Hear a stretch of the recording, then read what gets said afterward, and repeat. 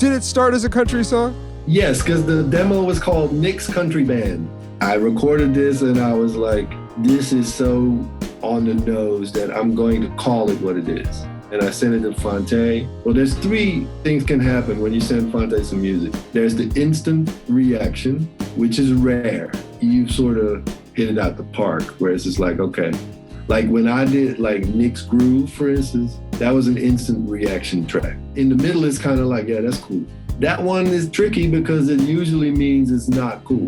You know, you have to sort of read that one. And there's a third, and that's like you don't hear anything. Like, and you're just like, ooh, but you don't want to ask, you know, because if you ask, you might be jumping the gun. So this was one where I never heard anything back. And then like maybe a few days after that, I got the entire song from him back.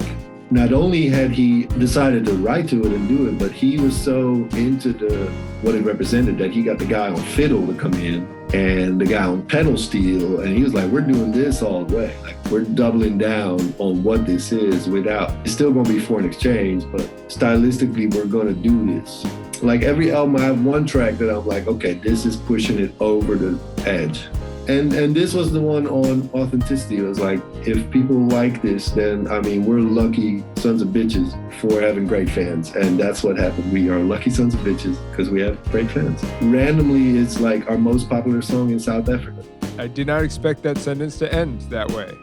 No, and we didn't either. And when we went to South Africa, we hadn't rehearsed it because we didn't either. They were very upset with us. We played every fucking song that we knew that night, and yet they would not let us leave until we played Laughing at Your Plans. And when we did, they belted out every word of it in a way that I will never forget.